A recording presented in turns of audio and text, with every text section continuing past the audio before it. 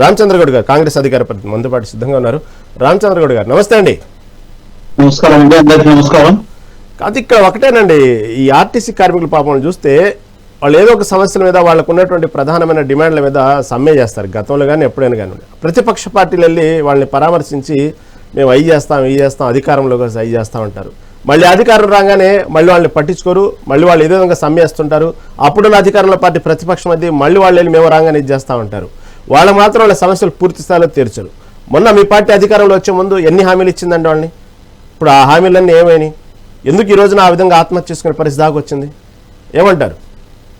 ముందుగా శంకర్ గౌడ్ గారికి నివాళులు అర్పించుకుంటూ, ఎవరైనా కానీ కొట్లాడాలా కానీ ప్రాణార్పణ ఆత్మత్యాగాలు చేయొద్దు, అవసరం అనుకుంటే కొట్లాడుకోవాలి. తెలంగాణ అనేది ఉద్యమం ద్వారా వచ్చింది. ముఖ్యంగా ఆర్టీసీ కార్మికులు దీనికి ఎంతో కృషి ద్వారానే తెలంగాణ ఉద్యమం సఫలీకృతమైన, వాళ్ళ కృషి కూడా బాగుంది, దీంట్లో తోడ్పాటు ఉన్నది.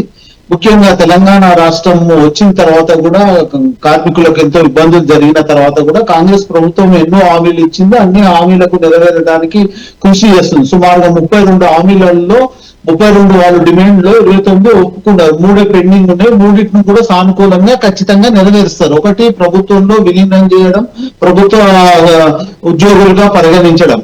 ఇంకోటి, వాళ్ళకి సంబంధించిన డిఏ బిల్లు అనుకోండి, పిఆర్సీ కూడా పాతది కొత్తది అని కూడా పెంచాలి టైం ప్రకారం అనేది ఉంది. ఇంతకు ముందు 2018లో గత ప్రభుత్వం ఇవ్వాల్సిన డ్యూను ఇవ్వడం జరిగింది. ఇప్పుడు 2021-22కు సంబంధించిన పిఆర్సీ ఇవ్వాలి, దానికి సంబంధించిన పెండింగ్లు ఉన్నాయి. రిటైర్మెంట్ కూడా ఈ రోజు కాదు, పాత రోజుల నుంచి కూడా ఉన్నాయి, దాన్ని కూడా క్లియర్ చేస్తున్నారు. అట్లనే వాళ్ళకు ట్రేడ్ యూనియన్లు, తర్వాత యూనియన్ కావాల్సింది, వాళ్ళకు సెక్యూరిటీ కోసానికి వాళ్ళకి ఎలక్షన్స్ కావాలన్నారు, అది కూడా చేయడానికి సుముఖతంగా ఉంటూ దానికి అందుకోసానికి దీనికి ఉప ముఖ్యమంత్రి బట్టి విక్రమార్క గారిని, మంత్రివర్యులు పొన్నం ప్రభాకర్ గారు దీన్ని రెడీ ఉండి పూర్తి బాధ్యతగా అంటే 100% ఒప్పుకుంటారంటే దాంట్లో మేము మాకు తెలిసిన ప్రకారం ఖచ్చితంగా అది సక్సెస్ అవుతుంది. దీంట్లో ఇబ్బంది పడాల్సిన అవసరం లేదు.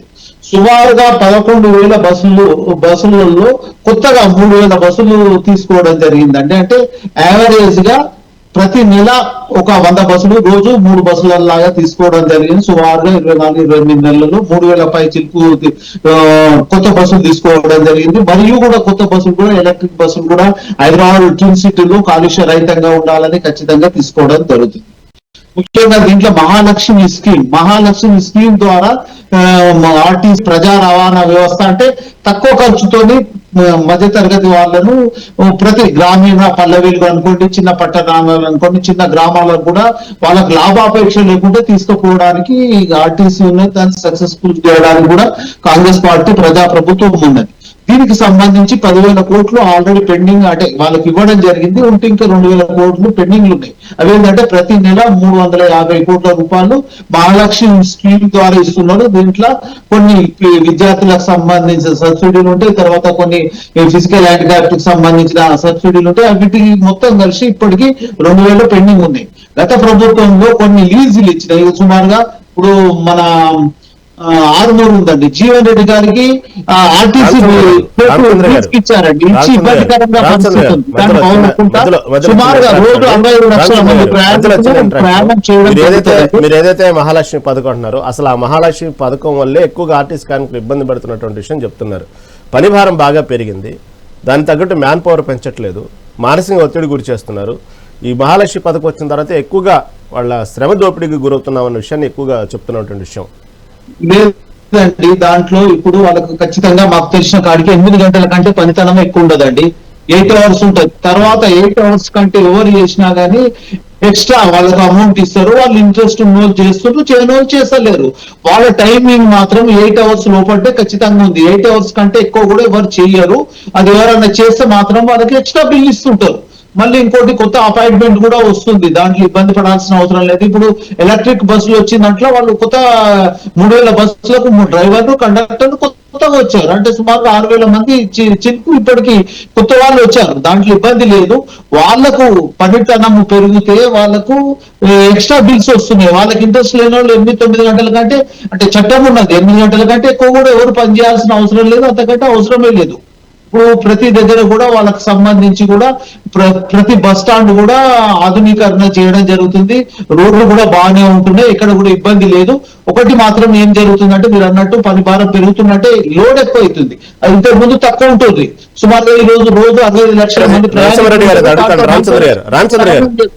నరసింహారెడ్డి గారు అయితే అడుగుతారంట. నరసింహారెడ్డి గారు, చంద్రన్న ఏదైతే బస్సులు కొనుగోలు చేసినామో రోజు 3 లెక్కన అని చెప్తున్నారు కదా. అవును, మీరు ఫిబ్రవరి 2024లో ముఖ్యమంత్రి గారు అంబేద్కర్ విగ్రహం దగ్గర 100 కొత్త బస్సులను ప్రారంభించారు, మీకు గుర్తుందో లేదో.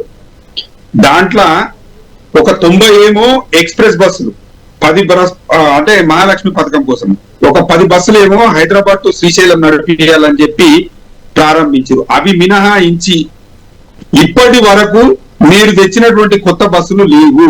మీరు 2024-27 లక్ష్యంగా ఏదైతే కాలుష్య నివారణ కోసం పెట్టుకున్నారో బస్సులు పెట్టుకున్నారో, 3000 ఎలక్ట్రిక్ బస్సులు పెట్టుకున్నారో, పొద్దున అశోక్ వాళ్ళకి సంబంధించిన ఆర్టీసీ నువ్వు మాట్లాడినాక మీరు మాట్లాడండి. 2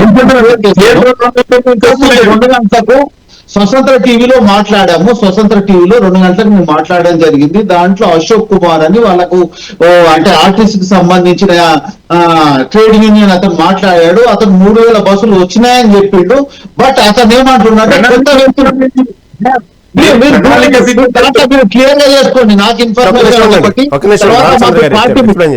పార్టీ మీటింగ్ లో కూడా మాకు 3000 కొత్త బస్సులు తీసుకున్నామని మాకు ఇంటిమేషన్ ఉంది, మాకు డీటెయిల్స్ ఇచ్చారు. 3000 బస్సులు తీసుకున్నామని ఇంతకుముందు మాట్లాడండి. ఆమోదం కూడా లభించింది. 3000 బస్సులు వచ్చినాయి, 3000 బస్సులు కొత్తగా ఉన్నాయి. బస్సులు కొత్త వచ్చినాయి, 100 బస్సులని కాదు. దాన్ని కూడా క్లియర్ గా తెలుసుకోండి. ఎందుకంటే నేను 2 గంటలకు మీరు ఇచ్చింది 100 బస్సులు మాత్రమే. 3000 బస్సులు మాత్రమే వచ్చినాయి, దాని గురించి మీరు క్లియర్ గా తెలుసుకోండి. దాంట్లో ఏమైనా తప్పు ఉంటే కూడా నేను ఒప్పుకుంటా, దాంట్లో లేదు. నేను 2 గంటలకు స్వతంత్ర టీవీలో మాట్లాడాను. వాళ్ళకి సంబంధించిన అశోక్ కుమార్ గారు మాట్లాడారు, 3000 బస్సులు వచ్చినాయని చెప్పాడు. బట్ ఆయన ఏమన్నాడంటే ఉద్యోగాలు మాకు కాకుండా కొత్త వాళ్ళకి ఇస్తున్నారు అనే విషయం మాట్లాడడం జరిగింది. దాంట్లో మాకు ఇంకోటి పార్టీ మీటింగ్ లో కూడా మాకు 3 విషయాలు చెప్పడం జరిగింది. ఒకటి, సుమారుగా 11,000 బస్సులు నడుస్తున్నాయి, దాంట్లో 3,000 కొత్త బస్సులు వచ్చినాయి. దాంట్లోనే 40,000 మంది మహిళలు రోజువారీగా తిరుగుతుందనే విషయము. సుమారుగా 10,000 కోట్లు మేము కేటాయించడం అనేది జరిగింది. దాంట్లో 2,000 కోట్లు డ్యూ ఉందనేది కూడా చెప్తున్నారు. ఇది మాకు వచ్చిన ఇంటిమేషన్. నేను నా సొంత నిర్ణయంతో మాట్లాడలేదు. పొన్నం ప్రభాకర్ గారు మాకు ఇంటిమేషన్ జూమ్ మీటింగ్ లో మాకు చెప్పారు. మంత్రివర్గంలో పార్టీకి సంబంధించి మాకు ఇంటిమేషన్ ఇచ్చాడు. అది మన తప్పు ఉంటే కూడా తెలుసుకుందాం, దాని ఏం లేదు. దాంట్లో అంటే సరే కొంత ఇన్ఫర్మేషన్ అటు ఇటు కావచ్చు, దాంట్లో ఏం అది లేదు. నేను అనేది 3,300 బస్సులు మహిళలకు ఇచ్చారు, 2,700 ఓల్వా కంపెనీ వాళ్ళకు వాళ్ళు మెయింటైన్ చేస్తున్నారని అంటారు. అంటే అశోక్ కుమార్ గారు మాట్లాడింది. రామచంద్ర గారు, ఇక్కడ సమస్య ఏంటంటే ఏదైతే కాలుష్యరహితమైనటువంటి ఒక పేరుతో ఎలక్ట్రికల్ బస్సుల వల్ల ఇప్పుడు ఉన్నటువంటి ఎవరైతే ఆర్టీసీ కార్మికులు ఉన్నారో వాళ్ళని పొట్టగొడుతున్నారనేది ప్రధాన ఇంకొక అంశం. ఉన్నటువంటి 30 డిమాండ్లలో ఇదొకటి పెద్ద సమస్యలా మారిపోయింది. అది నిజమే. 3,000 బస్సులలో వాళ్ళకు సంబంధించి ఓల్వా కంపెనీ వాళ్ళు తీసుకోవడం జరిగింది. అంటే 2,700 బస్సులు వాళ్ళకి సంబంధించి అంటే ఈ ఆర్టీసీకి సంబంధం కాకుండా ప్రైవేట్ వ్యక్తులతో నడిపిస్తున్నారు అనేది వాళ్ళ ఎలిగేషన్. అంటే కండక్టర్ వాళ్ళే ఉంటున్నారు, డ్రైవర్ మాత్రం బస్సుకు సంబంధించి వాళ్ళు మెయింటైన్ చేస్తున్నారని అశోక్ కుమార్ గారు మాట్లాడడం జరిగింది.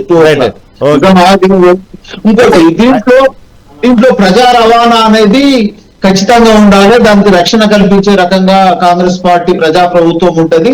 ఈ 3 డిమాండ్లు కూడా 99% ఒప్పుకోవడం జరిగింది.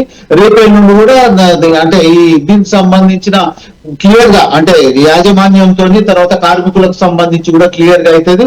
రేపటి నుండి ఇది ఏమి ఇబ్బంది లేదనే విషయం కూడా వాళ్ళకి సంబంధించిన కార్మిక శాఖ నుంచి అంటే వీళ్ళు ఆర్టిక్స్కి సంబంధించిన సిబ్బంది కూడా మాట్లాడడం జరిగింది. రేపు వరకు క్లియర్ అవుతుండొచ్చు అనేది మాకు తెలిసిన ఇన్ఫర్మేషన్. ఇది జరిగింది గతం కానీ ఒకటి మాత్రం రిక్వెస్ట్ చేస్తున్నాము, ఎవరైనా కానీ బలిదానాలు చేసుకోవద్దు. అవసరం అనుకుంటే మీకు హక్కులు ఉన్నాయి, కొట్లాడి సాధించుకోండి. నిజంగా మీకు న్యాయమైన కోరిక ఇది ఖచ్చితంగా ప్రజాప్రభుత్వం నెరవేర్చే బాధ్యత అది ఉంది, ఖచ్చితంగా నెరవేరుస్తుంది. జరిగిన తర్వాత రామచంద్ర గారు, ఇంత జరిగిన తర్వాత మేల్కొనే బదులు ఇంత చర్చలు అప్పటికప్పుడు సీరియస్ గా ఒక ప్రాణం పోయిన తర్వాత ఒక్కసారిగా చూసుకుంటే ఇటు కార్మిక నేతలే కాదు చూసే వాళ్ళందరూ కూడా ఒక రకంగా ఇంత పరిణామాలు అవసరమా అన్న తర్వాత ఎందుకు చర్చలు ముందుగానే పెట్టుకుంటే పోయేది కదా ఈ చర్చ?